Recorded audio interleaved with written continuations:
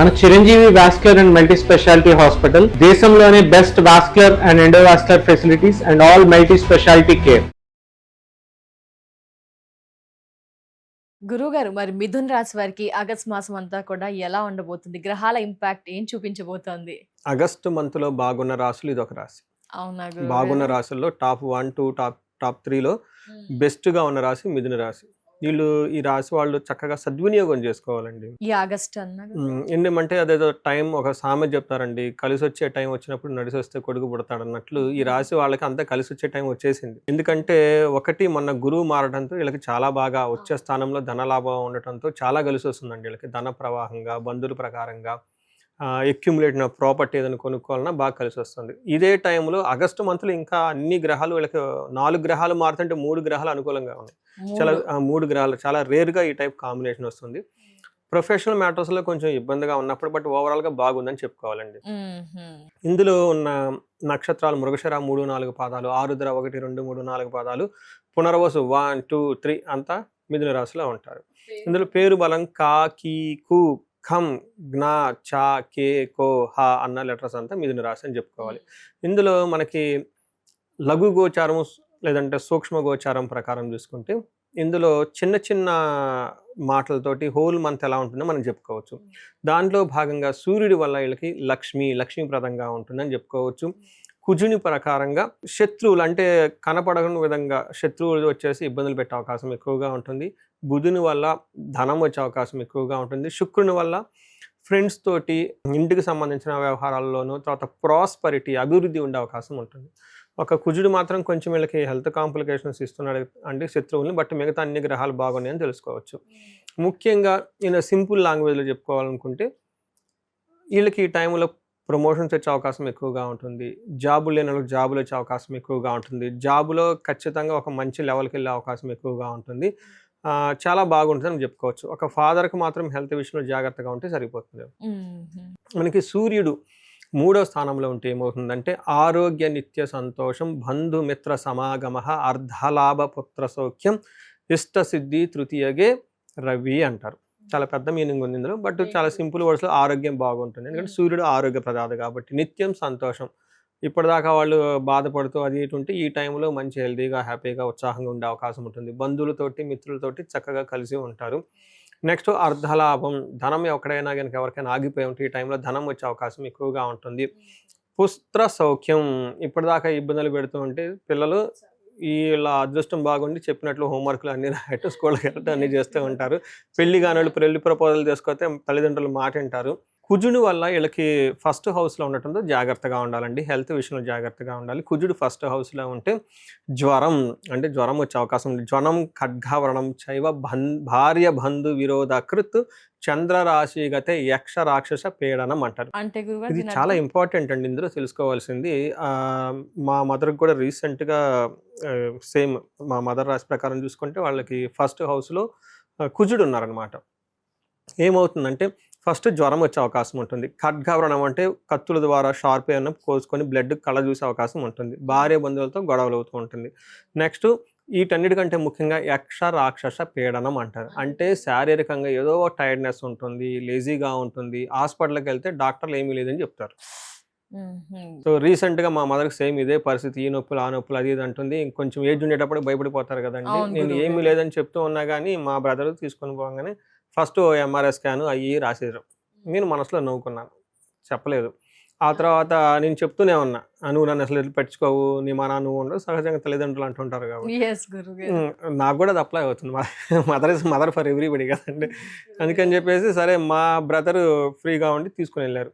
ఈ ఎంఆర్ఐ స్కాన్లో అంతా అయిపోయిన తర్వాత బయటకు వచ్చేసిన తర్వాత టాబ్లెట్లు అయ్యో రాశారు. జనరల్ బేసికల్గా ఏజ్ వాళ్ళు కాబట్టి కాల్షియం అవి రాశారు. రాసేసిన తర్వాత 15 డేస్కి రాస్తే 1 వీక్ తీసుకుని నార్మల్గా అటు తిరుగుతూ కూర్చుంది అనమాట. ఈ లోపు ఎంత ఖర్చు అయిందండి? ఎంఆర్ఐ స్కాన్లు అవి అరౌండ్ 20-25,000 ఈజీ ఖర్చు అయ్యి ఉంటుంది కదా. ఇక్కడ ప్రాబ్లం ఏంటంటే ఇట్స్ రైట్ ఒక సెన్స్లో యక్ష రాక్షస పీడనం అంటారు. అంటే ఆ 15 days 20 days విపరీతంగా సఫర్ అవుతారు. రీజన్ ఏమీ ఉండదు, వాళ్ళు సఫర్ అయ్యారు అన్నది క్లీన్. సో నెక్స్ట్ హాస్పిటల్ సహజంగా రాయటం అనేది కూడా న్యాచురల్, ఎందుకంటే వాళ్ళకి ప్రొఫెషనల్ జస్టిఫికేషన్ చేయాలి కాబట్టి. బట్ అందులో ఏమీ లేదన్నది కూడా క్లీనే. ఇక్కడ ఎవ్రీబడి ఈజ్ రైట్. బట్ అలా ఎందుకు జరుగుతుందంటే ఈ యొక్క కుజుడి యొక్క జన్మరాశిలో ఉంటే ఇలా ఒక 15 days వస్తుందండి. అది కారణం ఏంటో తర్వాత వాళ్ళు బాధపడుతూ ఉంటారు. దీన్ని మన పెద్దవాళ్ళు యక్ష రాక్షస పీడనం అంటారు. మనకు కనపడకుండా మనల్ని పీడించేవాళ్ళు, దిష్టి పెట్టేవాళ్ళు ఇవన్నీ ఎక్కువ చేస్తూ ఉంటారన్నమాట. సో అందుకని చెప్పేసి ఈ టైంలో ఇలా యక్ష రాక్షస పీడనం ఉంటుందని చెప్పుకోవచ్చు. నెక్స్ట్ వీళ్ళకి కడుపులో కొంచెం పెయిన్స్ ఇవన్నీ వచ్చి కడుపు నొప్పి రావటము, తర్వాత గాయాలయ్యే అవకాశం ఎక్కువగా ఉంటుంది. కొంచెం జాగ్రత్తగా ఉండవలసిన అవసరం ఉంది ఈ రాశి వాళ్ళు కుజుని వల్ల. నెక్స్ట్ శుక్రుడు వల్ల 4వ పొజిషన్లో ఉన్నారు కాబట్టి శుక్రుడు 4వ స్థానంలో ఉంటే చాలా మంచిది. అగైన్ మదర్కి బాగుంటుంది. ఏంటి ఈ రోజు అంతా మదర్ వచ్చేస్తుంది. సో మదర్కి హెల్త్ చాలా బాగుంటుంది, ఆరోగ్యం బాగుంటుంది, ఉత్సాహంగా ఉంటూ ఉంటారు. 4వ స్థానంలో శుక్రుడు ఉంటే మనకి ప్రొఫెషనల్ మ్యాటర్స్లోను ఇంటికి సంబంధించిన వ్యవహారాల్లో చాలా చక్కగా బ్యాలెన్స్డ్గా వెళ్తుంటారని మనం చెప్పుకోవచ్చు. ఇందులో మనకి సంస్కృతంలో ఏం చెప్తారంటే స్వబుద్ధి బంధు సన్మానం, స్త్రీ సంభాషణ సంభ్రమ, పుత్రమిత్ర కళాత్రాది విద్యాగోష్ఠు సుఖే భృగునందన అంటారు. ఇది అంటే స్వబుద్ధి, వాళ్ళ ఇంట్యూషన్ చాలా స్ట్రాంగ్గా ఉంటుంది. నెక్స్ట్ బంధు సన్మానం, బంధువుల నుంచి రిప్యుటేషన్ ఉంటుంది. స్త్రీ సంభాషణ, లేడీస్ అయితే జెంట్స్ తోటి, జెంట్స్ అయితే లేడీస్తో చక్కగా మాట్లాడుతూ ఉంటారు. సెలబ్రేటెడ్ వాతావరణం ఉంటుంది. పుత్రమిత్ర కళాత్రాది అంటే ఇటు పిల్లలతోటి, ఫ్రెండ్స్ తోటి, స్పౌస్ తోటి, అందరితోటి ఒక ఏమంటారు వెరీ క్వాలిటీ టాక్, చక్కగా మాట్లాడుతూ ఫ్యూచర్ గురించి ఆలోచిస్తూ హెల్దీగా డిస్కషన్స్ ఉండే అవకాశం ఎక్కువ ఉంటుంది. అలానే ఆఫీస్లో కూడా బాగుంటారు. ఓవరాల్గా మిథున రాశి వాళ్ళకి ఒక బెస్ట్ టైంలో అయితే ఉన్నారని మనం చెప్పుకోవచ్చు. బెస్ట్ టైం అంటున్నారు గురుగారు. మిథున రాశి వారికి ఏమైనా సఫర్ అయితే ఏమైనా ఉద్యోగ పరంగా స్టార్ట్ చేయొచ్చు అంటారా? బిజినెస్ పరంగా ఏమైనా స్టార్ట్ చేయొచ్చు అంటారా? కొత్తగా ఇంకా ఏమైనా బాగుంది అని చెప్పారు, ఏ వేలో స్టార్ట్ చేయొచ్చు ఏదన్నా అంటారు? అంటే మనకి మహర్షులు పెద్ద పెద్ద వాళ్ళు చేయబెడితే ఆటోమేటిక్గా బాగుంటాయంట. అలానే ఈ మిథున రాశి వాళ్ళు ఏది పట్టుకున్నా బాగుంటుంది. వాళ్ళు చొరవ చేసి ప్రయత్నం చేస్తే బాగుంటుంది. ఎందుకంటే వీళ్ళకి గురుడు 2వ స్థానంలో ఉచ్చ స్థానంలో ఉన్నారండి. 1 year ఉంటారు. సో ధనం విషయంలో, ధాన్యం విషయంలోను, తర్వాత జ్యువెలరీ కొనటం విషయంలో, కుటుంబానికి సంబంధించిన వ్యవహారాలలోను, తర్వాత ఇంకా వాళ్ళకి ఆయుష్ విషయంలోను, తర్వాత హెల్త్ విషయంలో అంతా ఓవరాల్గా బాగుంటుంది. They are in the good times అండి. గుడ్ టైంలో మనం అదేది అంటారు చూడండి, ఏది సాగించుకున్నా సాగిపోయింది అన్నట్లు ఏది చేసినా సాగుతుంది. సో మనసులో ఏ ఆలోచన వచ్చినా ఇంప్లిమెంట్ చేసుకుంటే బెస్ట్ మంత్. ప్రొవైడెడ్ గురువుల యొక్క జ్ఞానం కృప తీసుకొని హంబుల్గా ఉండాలి. ఎలా పడితే అలా వెళ్ళిపోకూడదు. సో మన ఎనర్జీని రైట్ ట్రాక్లో వాడుకుంటే రైట్ రిజల్ట్ వస్తుంది. మన ఎనర్జీని రాంగ్ ట్రాక్లో పెడితే రాంగ్ రిజల్ట్ వస్తుంది. సో కర్త కర్మ క్రియ అన్నట్లు మనకి ఫలం కూడా అలానే వస్తుంది. అందుకని మనం రైట్లో ఉన్న రాంగ్లో ఉన్నది ఎలా తెలుస్తుందంటే గురువుల్ని పెట్టుకోవటం, ఒక మెంటార్స్ని తీసుకోవటం, పెద్దవాళ్ళ యొక్క ఆశీర్వాదం తీసుకోవటం, టైం ఉన్నప్పుడు చాలా హంబుల్గా ఉండి సిస్టమేటిక్గా ఉండటంతో పీక్ టైంలో బాగుంటే టఫ్ టైం వచ్చినప్పుడు వాళ్ళు మీకు హెల్ప్ చేస్తారు. గురుగారు మరి నక్షత్రాలు గ్రహాల పరంగా అయితే సూపర్ బాగుంది, టాప్ లో ఉంది అన్నారు. నక్షత్రాలు ఏం తెలియజేస్తున్నాయి? మృగశిర, ఆరుద్ర, పునర్వసు. ఇందులో మృగశిర చూసుకుంటే ఐశ్వర్యవంతంగా ఉంటారు, జయప్రదంగా ఉంటారు, ధనలాభం బాగుంటుందని మనం చెప్పుకోవచ్చు.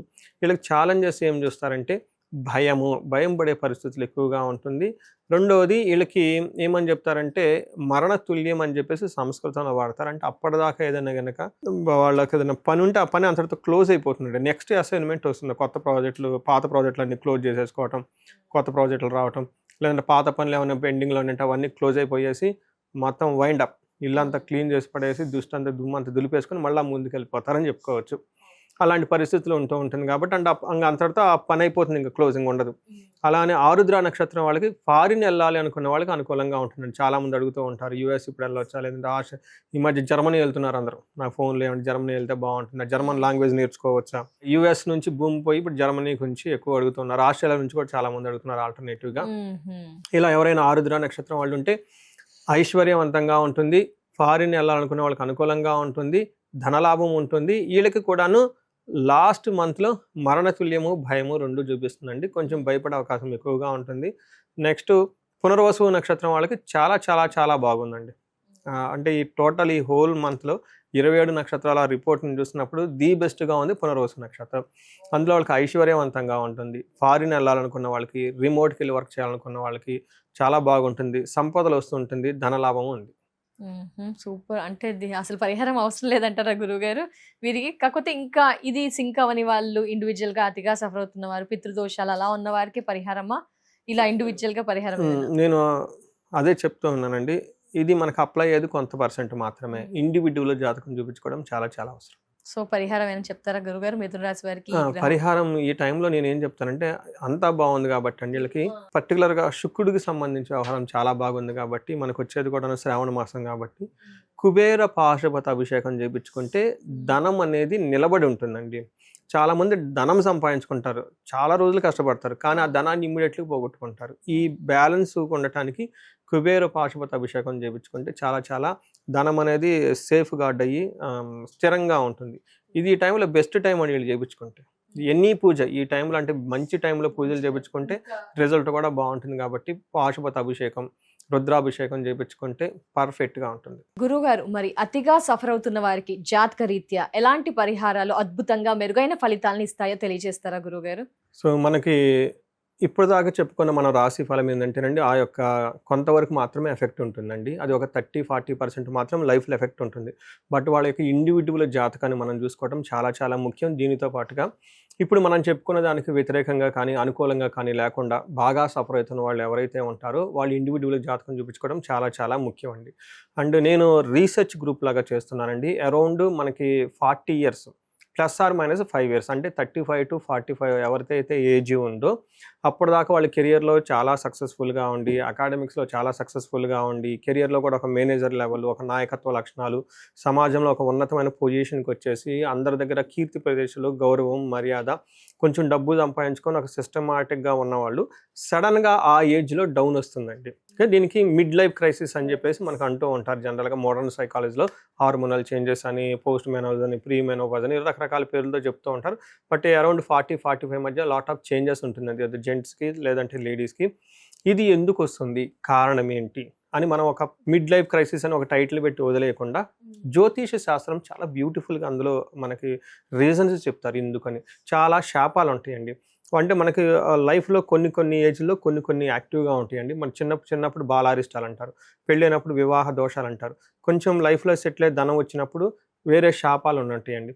తర్వాత ఈ శాపాలు ఇంకా అయినా ఏమైనా ఉన్నాయి అనేది యాక్టివ్ అవుతున్నాయో చూసుకోవాలండి. సో నా రీసెర్చ్లో ఎవరైతే ఇలా సక్సెస్ఫుల్ ట్రాక్ రికార్డు ఉండి సడన్గా ఆగిపోయారు, బ్లాక్ అయ్యారంటే ఖచ్చితంగా వాళ్ళ దాంట్లో శాపాలు యాక్టివేట్ ఉంటాయండి. సో ఇది ఎప్పుడైతే నేను ఈ మెసేజ్ చెప్పుకుంటూ వస్తున్నాను లాస్ట్ 4-5 months నుంచి వచ్చిన హారోస్కోపులు మొత్తం ఇలాంటి కాలసర్ప దోషాలని, పితృదోషాలని, మాతృదోషాలని, మాతృశాపాలని, ఇలా మనకి శాపాలని ఉంటాయండి.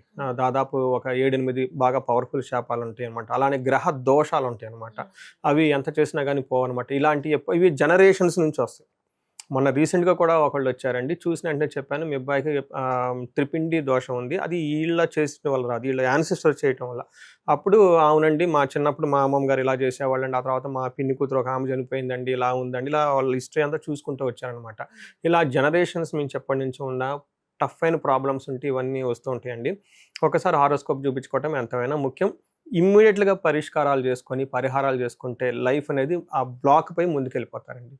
నెక్స్ట్ ఇండివిడ్యువల్గా ఎవరైనా ధనానికి విపరీతంగా బాధపడుతూ ఉంటే స్వర్ణలక్ష్మి విశేష హోమం అని ఉంటుందండి. రాబోయేది వరమహాలక్ష్మి. మనం శుక్రవారాలు చక్కగా చేసుకుంటాం కాబట్టి ప్రతి ఒక్కళ్ళు దాన్ని సద్వినియోగం చేసుకోవాలండి. నేను మా ఫ్రెండ్ ఒకళ్ళు ఉన్నారండి, వీళ్ళు ఇవన్నీ నమ్మరు. ఫ్రెండ్ కాబట్టి ఒక వెళ్ళిపోతుంది, నా ప్రొఫెషన్ అని, ఆయన ప్రొఫెషన్ ఆయన ఈ మోటివేషనల్ స్పీకరు, గైడెన్స్ ఇదంతా ఇస్తూ ఉంటారు, ఇంగ్లీష్ బుక్స్ అవన్నీ చదివేసి నమ్మరు వాళ్ళు బేసికల్గా. సో ఏదో ఒక సందర్భంలో వాళ్ళ ఇంట్లో నేను కుబేర పాశుపత అభిషేకం చేయించాల్సి వచ్చింది. అది కూడా ఫోర్స్, ఫ్రెండ్ కాబట్టి నువ్వు ఇన్ని చేస్తున్నావు కదా నా గురించి ఒక్కటి చేయని చెప్తే అదంతా అయిపోయిన తర్వాత ఫస్ట్ వాళ్ళు ఇచ్చిన రెస్పాన్స్ ఏంటంటే, నాకు ఇలాంటి పూజలు ఎన్ని ఉన్నాయండి అన్నారు. పాశుపతాలు దాదాపు 365 ఉంటాయండి. మెయిన్ ఇంకా చాలా ఉంటాయి. అంటే డైలీ ఒక్కొక్కటి మా ఇంట్లో చేపిస్తారా అని అడుగుతున్నారు. డైలీ ఒకటి చేయమని చెప్పేసి చూడండి. అంటే ఆ మంత్రాలకి ఆ వైబ్రేషన్స్ అలా ఉంటుందండి. ఇప్పుడు ఒక చిన్న మాట మిమ్మల్ని అలా అంటే నెగిటివ్గా ఫీల్ అయిపోతాం. మరి ఆ అన్ని మంత్రాలు అంతమంది బ్రాహ్మణులు చదివితే అది ఎక్కడ పోతుందండి, దానికి ఇంపాక్ట్ ఉంటుందండి. అందుకని ఇలాంటి పరిష్కారాలు చక్కగా చేసుకుని లైఫ్లో 10 అంతలు ముందుకెళ్ళాలని చెప్పేసి నేను కోరుకుంటున్నాను. వచ్చేది స్వర్ణలక్ష్మి, మనకి లక్ష్మీ వ్రతాలన్నీ ఉన్నాయి కాబట్టి స్వర్ణలక్ష్మి అభిషేకం ఉంటుంది, పాశుపత అభిషేకం, విశేష హోమం ఉంటుంది. అందరూ చక్కగా సెలబ్రేట్ చేసుకొని ధనవంతులు కావాలని చెప్పేసి నేను కోరుకుంటున్నాను.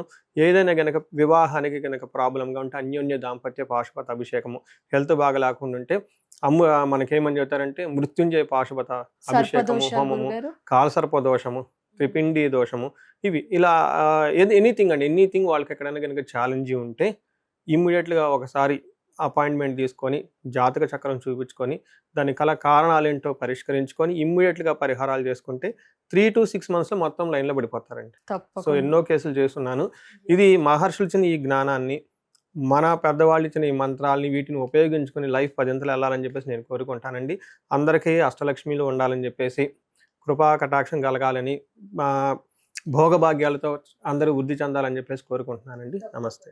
ధన్యవాదాలు గురువు గారు. రాశి వివరణ, ప్రిడిక్షన్, పరిహారాలు, అలాగే అతిగా సఫర్ అవుతున్న వారికి కూడా పరిహారాలు తెలియజేసినందుకు చాలా ధన్యవాదాలు గురుగారు. నమస్కారం. నమస్తే.